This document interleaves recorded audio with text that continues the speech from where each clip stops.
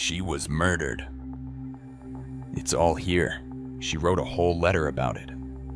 The world thought Diana's death was a tragic accident, but her brother has revealed something that changes everything. A final letter where she wrote she feared she would be killed in a staged car crash. Months later, she was gone, her words playing out like a prophecy. Charles Spencer's voice, heavy with grief and anger, has reignited the question that refuses to fade. Was Diana truly a victim of chance? Or was she silenced just as she had warned? The night everything ended in Paris. It was the early hours of August 31st, 1997, when the world shifted forever. In a dark Paris tunnel, a black Mercedes carrying Princess Diana, Dodi Fayed, and their driver slammed into the 13th pillar at high speed. They had been chased relentlessly by paparazzi on motorcycles, flashes blinding the driver, the car swerving as it tried to outrun the chaos behind them. When the crash came, it was violent. The vehicle crushed like a tin can, metal twisted around what was left of its passengers. For a few moments, Diana was still alive, trapped in the wreckage, gasping as rescuers tried desperately to pull her free. Witnesses described the scene as unreal, the kind of nightmare you couldn't wake up from. Inside that tunnel, confusion reigned. Ambulances rushed in. Police pushed back photographers who had been taking pictures even as she lay bleeding, and paramedics tried everything to keep her alive. Reports later revealed how she fought for hours, her heart stopping, restarting, and finally giving out before dawn. By the time the hospital made its announcement, the words felt heavy enough to crush the spirit of millions. Diana, the woman the world had called the People's Princess, was gone. The news spread like fire. First whispers, then breaking alerts, then the kind of headlines that stopped you in your tracks. Across Britain, people froze where they stood, televisions and radios pouring out the same devastating message. She wasn't coming back. But behind those first announcements, another story was unfolding. A story that would haunt her brother Charles Spencer for the rest of his life. In South Africa, Spencer was asleep when the first call came. The voice on the other end told him Diana had been in a serious car accident. He sat upright in shock, his mind racing with the years of harassment she had endured. The press had chased her down every street, followed her into restaurants, crowded her outside her home. Had their obsession finally ended in tragedy? As the minutes ticked by, he held on to a fragile hope. Maybe she would survive. Maybe this time she'd come out stronger, just as she always had before. But then came the second call. The voice was different this time, calmer, colder, final. Diana hadn't made it. She was dead. Spencer later admitted that in that instant, he didn't just feel grief, he felt fury. In his mind, this wasn't just a random accident. It was the inevitable outcome of a woman hunted day and night, pushed to the edge by a system that had never truly protected her. His sister hadn't simply died in a crash. She had been driven into it. As the world mourned, laying flowers outside Kensington Palace, crying openly in the streets, Spencer carried something heavier than loss. He carried the suspicion that Diana had been silenced, not by fate, but by design. He would speak about it later, in interviews and in his speeches. But in that moment, alone in the dark after that phone call, he knew something deep inside him had changed. For him, and for millions watching across the globe, August 31st was not just the day Diana died. It was the night innocence ended, and the night whispers of murder began.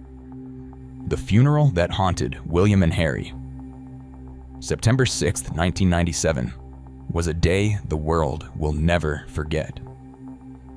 From the early hours of the morning, the streets of London filled with millions of mourners.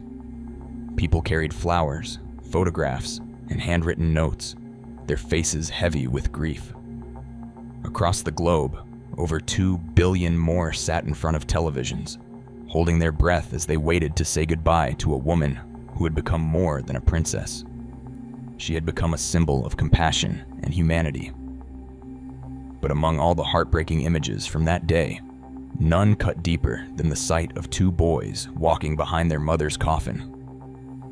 William was just 15, Harry only 12. They marched side by side, their heads down, their faces pale, surrounded by the weight of silence and sorrow. Every step they took seemed impossible, yet the cameras captured everything. The sobbing of the crowd thundered around them, but the boys never broke. They didn't cry, they didn't falter, and they didn't look away. To the world, they appeared brave, dignified, and strong. But for those who knew them, it was clear. This was not bravery. This was pain, hidden behind forced composure, a burden far too heavy for children to bear. Charles Spencer, Diana's brother, had fought hard to prevent this moment. When he learned of the plan to have the boys walk in the funeral procession, his reaction had been immediate and firm. He called it cruel, unnatural, and unnecessary. Diana, he argued, would never have wanted her sons paraded through London in their darkest hour, forced to share their grief with billions of strangers. But his protests were met with cold resistance. He was told that it had already been decided. And when he pushed back harder, he was told something that silenced him. William and Harry wanted to do it. Believing this to be true, Spencer reluctantly stepped aside. Years later, the truth came out. Harry admitted in interviews that they never had a choice. They were simply told what to do. For Spencer, this realization was devastating. He had trusted the palace's word, thinking he was respecting his nephew's wishes, when in reality, he had been deceived. That knowledge would haunt him, a reminder that he had lost the chance to shield them from one of the most traumatic moments of their lives. The walk from Kensington Palace to Westminster Abbey was long, painful, and unforgettable. Charles Spencer walked beside Prince Charles, Prince Philip, and the boys, each step echoing with sorrow. The world looked on in silence, and while many praised the boys for their composure, Spencer saw something else entirely. He saw 2 children carrying the weight of duty when they should have been allowed to grieve in private. He saw an injustice he couldn't stop. Harry later described the experience as numbness, as though his emotions had been shut off completely. For him, the funeral was something happening outside of himself, like a bad dream he couldn't wake up from. For Spencer, it was a day marked not just by loss, but by regret. He couldn't protect his nephews from the system that had failed his sister, and as the coffin disappeared into the abbey, he knew nothing would ever undo the pain of what those boys had been forced to endure. Spencer's explosive eulogy. Inside Westminster Abbey, the world waited to hear what Diana's younger brother would say. Charles Spencer walked to the podium with the weight of millions on his shoulders, his face pale but resolute. No one knew exactly what his speech would contain. Some expected polite words of remembrance, a reflection on Diana's charity work, or a simple farewell. Instead, Spencer delivered something that shook the Abbey to its core. He spoke not only of his sister, but for her. He described Diana as the most hunted person of the modern age, a woman crushed under the relentless pressure of media intrusion and abandoned by those who should have protected her. His words carried anger as much as sorrow. Unlike the careful tones of royal speeches, Spencer's voice was sharp, direct, and unflinching. He didn't soften the truth. He laid it bare for the world to hear. When he turned his attention to William and Harry, the silence grew even heavier. He promised that Diana's blood family, not the Windsors, would guide and protect the boys, ensuring they were not consumed by the same forces that had destroyed their mother. It was a vow spoken in defiance of the monarchy itself, a declaration that Diana's sons would not belong entirely to the institution that had failed her. In that moment, Spencer wasn't just giving a eulogy. He was drawing a line in the sand. The reaction was unlike anything seen at a royal funeral. At first, there was stunned silence, and then, unexpectedly, applause. Dignitaries, celebrities, and everyday mourners sitting inside Westminster Abbey clapped, breaking centuries of tradition. The Queen and senior royals sat motionless, their faces tight with disapproval, but the people had heard exactly what they needed. For them, Spencer had said what no royal dared to admit, that Diana had been wronged, that she had suffered, and that her death was not just tragedy, but injustice. Spencer's speech sent ripples far beyond the Abbey walls. Outside, the streets of London erupted with cheers and tears as word of his words spread.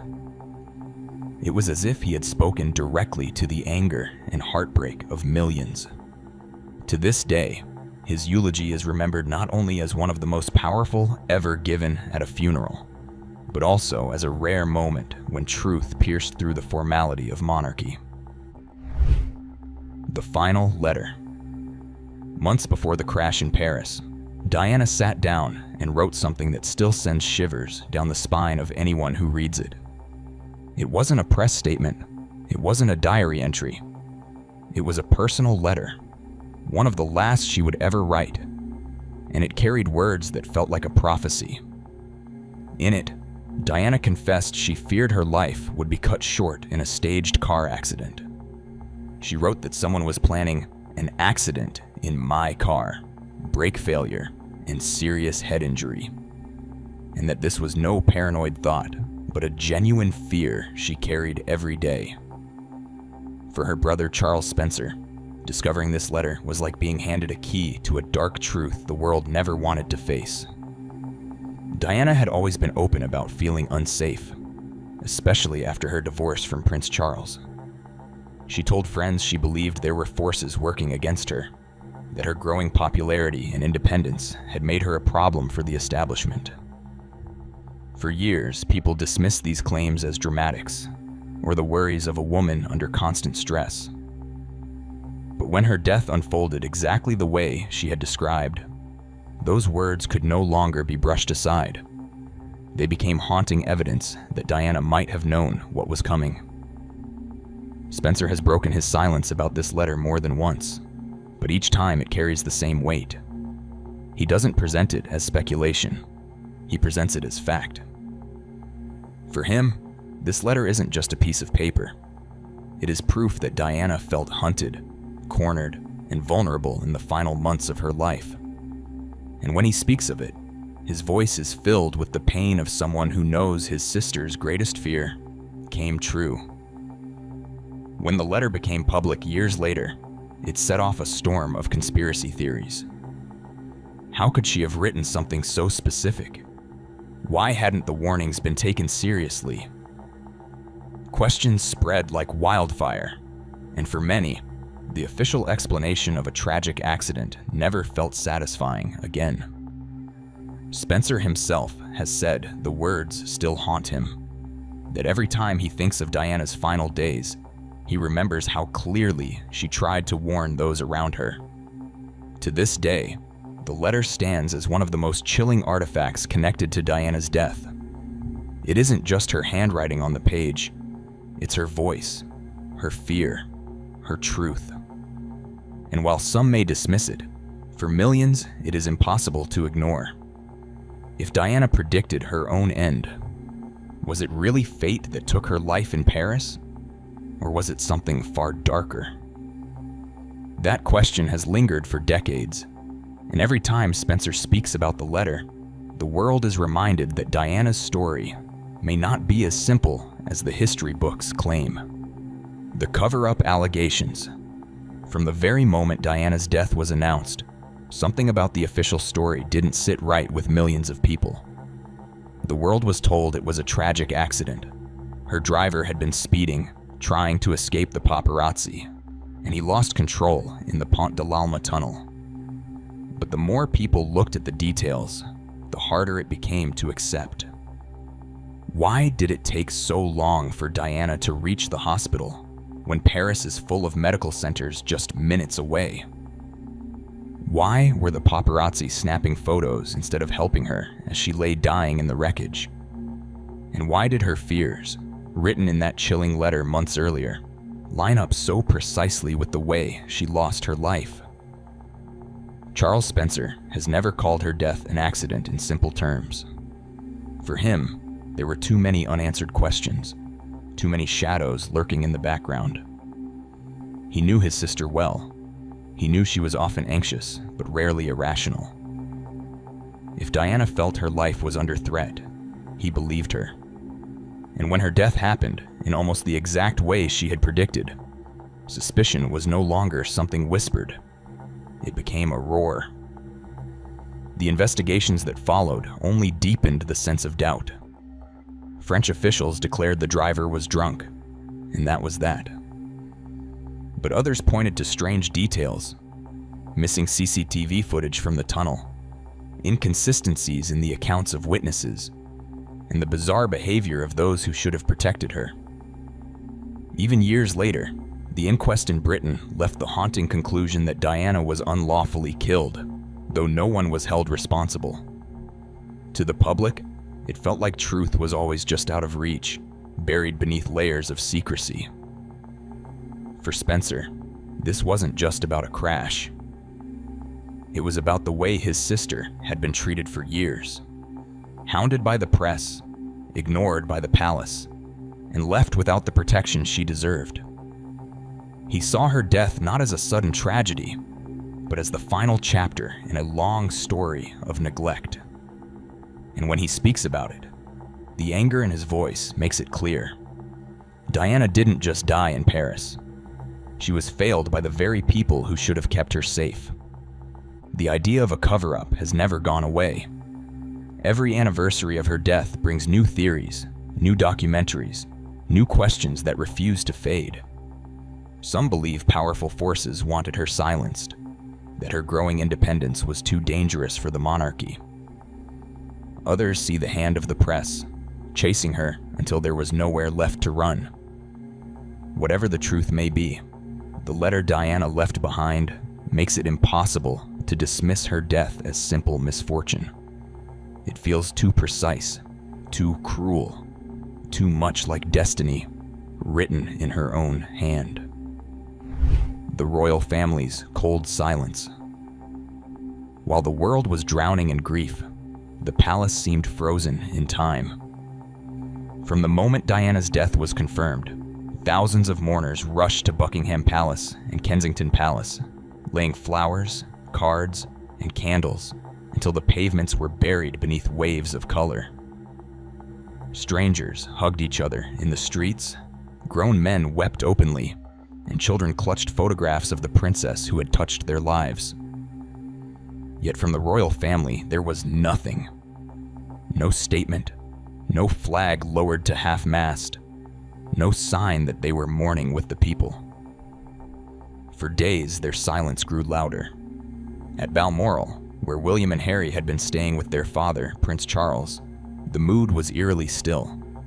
Behind closed doors, the boys were told their mother was gone, but there was little comfort, no open tears, no words of solace beyond the formal. Harry, only 12, would later reveal that he kept asking the same question over and over. Is she really gone? That hollow quiet inside Balmoral stood in stark contrast to the raw emotion pouring from the streets of London. The public's patience snapped quickly. Newspapers that had once been deferential to the monarchy now screamed headlines of betrayal. Where is our queen? And your people are mourning. Show us you care. For the first time in living memory, the monarchy looked out of touch with its own nation. The people's princess had died, and the people themselves felt abandoned by the very institution that should have shared their sorrow. Charles Spencer felt the same anger. He had watched his sister suffer in silence for years, only to see her abandoned again in death. He believed Diana had been pushed aside by the palace, treated as an outsider even after her divorce, and her funeral arrangements proved it once more. The decision to make William and Harry walk behind their mother's coffin, despite his protests, was to him the final act of cruelty. He would never forgive it. It wasn't until September 5th, 5 days after Diana's death, that Queen Elizabeth finally addressed the nation. Sitting before the cameras, she spoke of Diana as an exceptional and gifted human being, praising her devotion to William and Harry. For some, the words were moving, but for many, it was too little, too late. The silence of those first 5 days had left a scar that no speech could erase. Spencer's lifelong fight.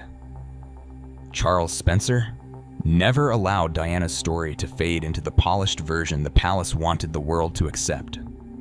From the moment of her death, he became one of the few voices willing to challenge the institution head-on, speaking out about how his sister had been treated.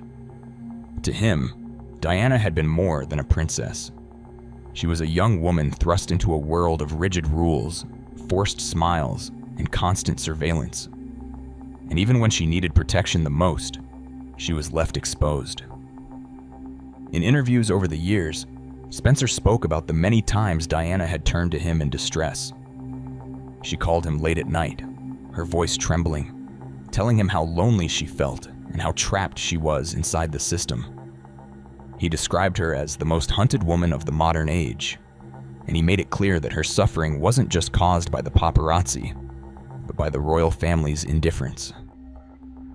For Spencer, the monarchy had used Diana when it suited them, and cast her aside when it didn't. That belief burned even brighter after her death. Spencer often pointed out that she had no proper security the night she died, even though she was the mother of the future king. To him, this wasn't negligence, it was a failure of duty. He argued that the palace knew how much danger Diana was in. They knew she was followed constantly, hounded to the point of exhaustion. And yet, they offered no protection. The result was inevitable. She had been left vulnerable, and her fears in that final letter proved she knew it too. His anger reached its most powerful moment during his eulogy, when he promised Diana's blood family would protect William and Harry. But in the years that followed, he admitted that promise had been impossible to keep. The boys were already bound tightly to the royal system, shaped and controlled by an institution he could not penetrate. It was a regret that weighed heavily on him, knowing he couldn't shield them from the very forces that had crushed their mother. For Diana's sons, the trauma of 1997 never really ended. That walk behind their mother's coffin, the silence at Balmoral, and the years of whispers about her death left scars that shaped the men they became. William carried his grief inward, channeling it into duty, a steady hand determined to preserve the crown. Harry, on the other hand, carried his grief like a wound that never fully healed, one that later burst open when he spoke about his struggles with the institution that had once silenced his mother.